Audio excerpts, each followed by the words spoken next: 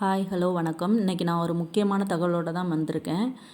ஒரு NPHH, PHH already நம்ம இந்த ரேஷன் கார்டுக்கான வீடியோ போட்டிருந்தோம். இப்போ வந்து ஒரு முக்கியமான தகவல் ஒன்று கொடுத்துருக்காங்க நம்ம கவர்மெண்ட்லேருந்து. 26/6/2026 வரையும் தான் இதுக்கு லாஸ்ட் அப்படின்ற மாதிரி சொல்லியிருக்காங்க. ஆல்ரெடி நான் ஒரு வீடியோவில் சொல்லியிருந்தேன். இது என்ன அறிவிப்பு கொடுத்துருக்காங்க அப்படின்னாக்கா, நம்ம பேர் சேர்க்குறது, பேர் நீக்கிறது, ரேஷன் கார்டில் என்னென்னலாம் பிழை திருத்தம் இருக்கோ அதை எல்லாத்தையும் நம்ம மாற்றிக்கலாம் அப்படின்ட்டு சொல்லியிருந்தாங்க. லாஸ்ட்டாக 13th போன மந்த்து 13th ஸ்டார்ட் பண்ணியிருந்தாங்க. இந்த மந்த்து 26 அதை க்ளோஸ் ஆகுது அப்படின்ற மாதிரி சொல்லியிருக்காங்க. அதனால் யாருமே ரொம்ப தாமதம் பண்ண வேண்டாம். உடனே இதை வந்து ரேஷன் கடையில் இந்த அரிசி பருப்பு எல்லாம் கொடுத்துட்டு எக்ஸ்ட்ரா இருக்கிற டைமில் ஃப்ரீயாக இருக்கிறப்ப நீங்கள் எடுத்துகிட்டு போயிட்டு இந்த வேலையை நீங்கள் அங்கே ஃப்ரீயாகவே செஞ்சுக்கலாம். என்னென்ன பண்ணணும், குடும்ப தலைவி ஃபோட்டோ மாற்றணுமா, இல்லை அங்கே உங்களோட பேர் எதுவும் அட்ரஸ் சேஞ்ச் பண்ணணுமா, இல்லை ஃபோன் நம்பர் சேஞ்ச் பண்ணணுமா, எல்லாமே ரேஷன் கடையிலேயே பண்ணி கொடுப்பாங்க.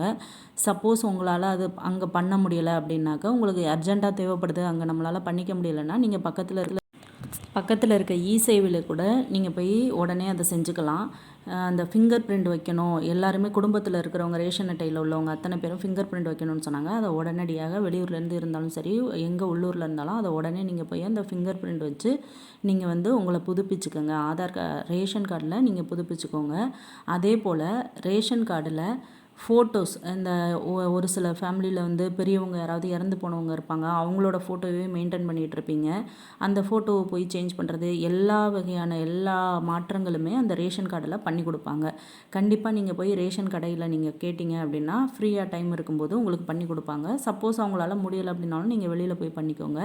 டேட் ஆஃப் பர்த் சேஞ்ச் பண்ணுறது. இன்னொரு விஷயம் வந்து உங்களுக்கு ஆல்ரெடி நான் சொல்லியிருந்தேன், மொபைல் நம்பர் வந்து ரேஷன் கார்டை நீங்கள் என்ன பண்ணணும் அப்படின்னாலும் அந்த ரேஷன் கார்டு நீங்கள் கொடுத்துருந்த அந்த ஃபோன் நம்பர் இருந்தால் மட்டுமே தான் உங்கள் குடும்ப அட்டையை வந்து ஓப்பன் பண்ணி போக முடியும். அதை கண்டிப்பாக நீங்கள் கவனத்தில் வச்சுக்கோங்க. நீங்கள் அந்த ஃபோன் நம்பரில் வர்ற ஓடிபியை சொன்னால் மட்டும்தான் அது இ-சேவை மையமாக இருந்தாலும் ரேஷன் கடையாக இருந்தாலும் அதில் ஓப்பன் பண்ணி உள்ளே போக முடியும். எல்லா சேஞ்சஸும் நீங்கள் பண்ணிக்கிட்டீங்க அப்படின்னா அடுத்தடுத்து நம்ம தமிழ்நாடு கவர்மெண்ட்டில் கொடுக்குறதும் நம்ம சென்ட்ரல் கவர்மெண்ட்டில் கொடுக்குற எல்லா திட்டங்களுமே உங்களுக்கு எல்லாமே வந்து சேரும். எதுவுமே நீங்கள் அதில் திருத்தாமல் மாற்றம் செய்யாமல் இந்த டைம் அவங்க கொடுக்குற காலக்கெடுக்குள்ளே பண்ணாமல் வச்சுருந்தீங்க அப்படின்னாக்கா, அவங்க அடுத்தடுத்து நியூ பிளான் லான்ச் பண்ணும்போது நமக்கு வந்து இந்த ரேஷன் கார்டில் இந்த குறை இருக்குது, அந்த குறை இருக்குது அப்படின்னு சொல்லி நம்மளை வந்து ஒதுக்குறதுக்கு தான் பார்ப்பாங்க. அதனால் நீங்கள் முடிஞ்ச அளவு நீங்கள் எல்லாத்தையுமே அதில் சரி பண்ணி வச்சுக்கிறது ரொம்பவே நல்லது. இன்னொரு விஷயம் என்ன அப்படின்னாக்க, நிறைய நம்ம கவர்மெண்ட்டில் வந்து ரேஷன் கார்டை வச்சு தான் நம்மளுக்கு எல்லா திட்டங்களுமே நமக்கு செய்ய போகிறாங்க. இன்னொன்று, அரசு வேலைக்கு நம்ம போகணும் அப்படின்னாலும் நம்மளோட ரேஷன் கார்டு ப்ராப்பராக இருக்கணும். நம்ம family members, age, date of birth, Aadhaar கார்டில் உள்ள சேம் அத்தனையும் ரேஷன் கார்டில் எல்லாமே கரெக்டாக இருக்கணும். அட்ரஸ்லேருந்து எல்லாமே அதை போய் நீங்கள் கண்டிப்பாக மறக்காமல் அதை செஞ்சுருங்க. இன்னொரு விஷயம் என்ன அப்படின்னு பார்த்தீங்கன்னா, இந்த மகளிர் உரிமை தொகைக்கு மிகவும் ரொம்ப ரொம்ப முக்கியமானது நம்மளோட ரேஷன் கார்டு தான். ஆல்ரெடி வந்து நம்ம நிறைய பேருக்கு பணம் நிறைய பேருக்கு வராததுக்கு ரீசன் வந்து அவங்க ரேஷன் கார்டில் வந்து சரியான ப்ராப்பராக எல்லாமே இல்லைன்றதுனால தான். நீங்கள் போய் ரேஷன் கடையில் அதை மாற்றிக்கோங்க. அப்படி இல்லைன்னா இ-சேவை மையத்தில் மாற்றுங்க. உங்களோட ஃபோன் நம்பரை ஃபஸ்ட்டு ரெடி பண்ணிக்கோங்க. ஃபோன் நம்பரில் ஓடிபி கொடுத்தா மட்டுமே தான் உங்களோட ரேஷன் கார்டை அவங்க உள்ளே போய் பார்க்க முடியும். இது உங்களுக்கு புரிஞ்சிருக்கும்னு நினைக்கிறேன். இன்னொரு விஷயம் என்ன அப்படின்னு பார்த்தீங்கன்னா, நம்ம முன்னுரிமையற்ற குடும்ப அட்டையில் நான் ப்ரையாரிட்டி ஹவுஸ் ஹோல்டு அப்படின்ற, அதாவது என்பிஹெச்ஹெச் உள்ள குடும்ப உறுப்பினர்கள் அனைவரும் தாங்கள் வசிக்கும் ஊரில் உள்ள நியாய விலைக்கடையில் அல்லது வெளி மாவட்டம் வெளி மாநிலத்தில் வசிப்பின் அருகில் உள்ள நியாய விலைக்கடையில் விரல் ரேகை கண் கருவிழி சரிபார்ப்பு மூலம் இகேஒய்சி மேற்கொள்ளுமாறு கேட்டுக்கொள்ளப்படுகின்றனர். இதே தான் நான் சொல்லியிருந்தேன்ல, இதை வந்து என்பிஹெச்ஹெச் அப்படின்னாக்கா நான் ப்ரையாரிட்டி.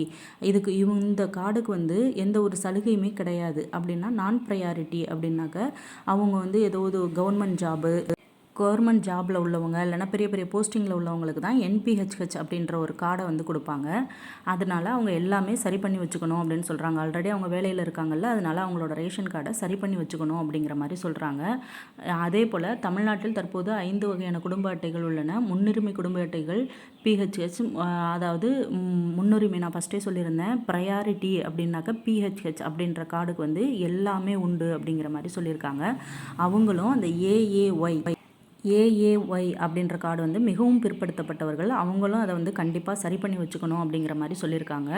பொது விநியோக திட்டம் மற்றும் சிறப்பு பொது விநியோக திட்டத்தின் கீழ் அத்தியாவசிய பொருட்களை வழங்குவதற்காக தமிழ்நாடு நுகர்பொருள் வாணிப கழகத்திற்கு 2025-26 ஆண்டிற்கான மானியமானது தமிழ்நாடு அரசு 16,000 கோடி ஒதுக்கியுள்ளது. அதாவது இவ்வளோ அமௌண்ட் ஒதுக்கியிருக்காங்க. நமக்கு அதை வந்து இன்னும் நிறைய அதில் கொண்டுட்டு வர போகிறாங்க, நிறைய செய்ய போகிறாங்க அப்படிங்கிற மாதிரி. ஆண்டுக்கு சரியாக 6,200 முதல் 6,500 வரை ஒரு குடும்ப அட்டைக்கு செய்கிறோம் அப்படிங்கிறதையும், மானியமாக செலவிடப்படுகிறது அப்படிங்கிறதையும் இதில் சொல்லியிருக்காங்க.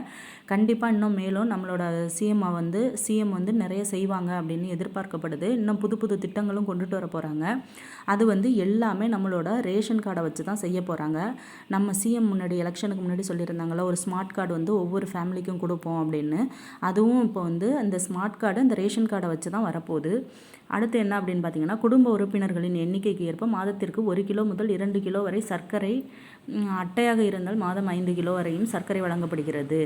ரேஷன் அட்டைதாரர்களுக்கு 1 கிலோ சர்க்கரை 25க்கும், ஏஏஒய் அட்டைகளுக்கு வந்து 13.50 வழங்கப்படுகிறது. ரூபாய் 13.50 வழங்கப்படுகிறது. அரசு இந்த சர்க்கரையை கூட்டுறவு ஆலைகளிலும் வெளிச்சந்தைகளிலும் அதிக விலை கொடுத்து கொள்முதல் செய்து மானிய விலையில் மக்களுக்கு விநியோகிக்கப்படுகிறது. அதையே தான் சொல்கிறாங்க.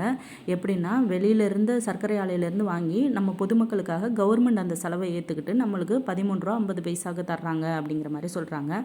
முன்னாடியெல்லாம் அந்த ஏஏஒய் அப்படின்ற கார்டு வந்து மிகவும் பிற்படுத்தப்பட்டவர்கள், வருமானம் வந்து கம்மியாக இருக்கவங்களுக்கு வந்து 35 கிலோ அரிசி அப்படின்றத கொடுத்துருந்தாங்க. பிஹெச்ஹெச் அப்படின்றது ப்ரையாரிட்டி கார்டு. அவங்க வந்து வறுமை கோட்டுக்கு கீழே உள்ளவங்க, மிகவும் கீழே உள்ளவங்க தான் வந்து ஏஏஒய். அடுத்து, எனவே இதன் அடிப்படையில் கணக்கிடுகையில் சந்தையில் அதிக விலை கொடுத்து வாங்க வேண்டிய மேற்கண்ட அத்தியாவசிய பொருட்களை ரேஷன் கடையில் மானிய விலையிலும் இலவசமாக வழங்குவதன் மூலம் தமிழ்நாடு அரசு ஒவ்வொரு குடும்ப அட்டைக்கும் ஆண்டுக்கு சரியாக 6,196 ரூபாயை செலவிடுகிறது என தெளிவாக கணக்கிடப்படுகிறது அப்படின்னு சொல்லியிருக்காங்க. இந்த இது வந்து 6,100, அதாவது 6,200 ரூபா ஒரு குடும்ப அட்டைக்கு அவங்க வந்து மாதம் செலவிடுறாங்க அப்படிங்கிறத வந்து தமிழ்நாடு அரசு செலவிடுது அப்படிங்கிறத இதுலேயும் மென்ஷன் பண்ணியிருக்காங்க. கண்டிப்பாக இன்னும் நிறைய செய்வாங்க.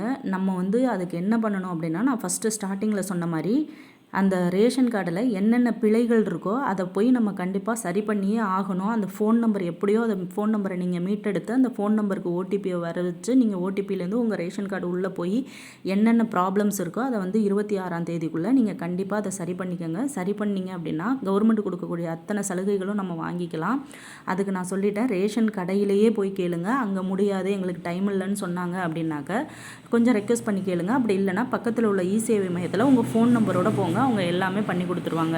என்பிஹெச்ஹெச் குடும்ப அட்டையில் உள்ள உறுப்பினர்கள் இகேஒய்சி சரிபார்ப்பு செய்யவில்லை என்றாலும் அந்த அட்டைக்குரிய ரேஷன் பொருட்கள் வழக்கம் போல் வழங்கப்படும். இருப்பினும் முன்னுரிமை குடும்ப அட்டைகளில் ஏஏஒய், பிஹெச்ஹெச் உள்ள உறுப்பினர்கள் யாரேனும் இருக்க நேரிட்டால் அதற்கு பதிலாக தகுதியுள்ள என்பிஹெச்ஹெச் அட்டைதாரர்கள் முன்னுரிமை குடும்ப அட்டைகளுக்கு மாற்றப்படுவார்கள். அப்படி மாற்றப்படும் பட்சத்தில் தமிழக அரசின் ரேஷன் கடைகள் மூலம் வழங்கப்படும் 6,500 வரையிலான அனைத்து மானியங்களும் அவர்களுக்கு தடையின்றி கிடைக்கும் என்று அதிகாரிகள் தெரிவித்துள்ளனர். இதை தான் அதுலேயும் சொல்லியிருக்காங்க. ஏஏஒய், பிஹெச்ஹெச் உறுப்பினர்கள் யாரேனும் இறக்க நேரிட்டால் அதற்கு பதிலாக தகுதியுள்ள என்பிஹெச்ஹெச் அட்டைதாரர்கள் முன்னுரிமை ப்ரையாரிட்டி குடும்ப அட்டைகளுக்கு மாற்றப்படுவார்கள் அப்படின்னும் சொல்லியிருக்காங்க. அப்படி மாற்றப்படும் பட்சத்தில் தமிழக அரசின் ரேஷன் கடைகள் மூலம் 6,500 ரூபா பொருட்களும் கண்டிப்பாக அவர்களுக்கு தடையின்றி கிடைக்கும் அப்படின்னு சொல்லியிருக்காங்க. நான் முன்னாடியே சொன்ன போல தான் இது எல்லாமே உங்களுக்கு கிடைக்கணும், எல்லாமே பண்ணணும்னா நிறைய குடும்பங்களில் வந்து கூட்டு குடும்பமாக இருப்பீங்க. அவங்க வந்து ரேஷன் அட்டையை பிரிக்காமல் இருப்பீங்க. ஒரு பையன் உள்ளவங்களுக்கு வந்து கிடையாது அப்படின்னு சொன்னாங்க. பட் ஒரு பையன் உள்ளவங்களுக்கும் ரேஷன் கார்டை பிரிக்கலாம். அவங்க வந்து வேறு அட்ரஸில் வேறு வீட்டில் அம்மா அப்பாவை விட்டு வேலைக்காக வெளியூரில் வெளியிடத்தில் போய் அவங்க பையன், அவங்க மனைவி, குழந்தைங்க எல்லாம் வசிச்சிருக்காங்க அப்படின்னாக்கா அவங்களுக்கு கண்டிப்பாக ரேஷன் கார்டு உண்டு.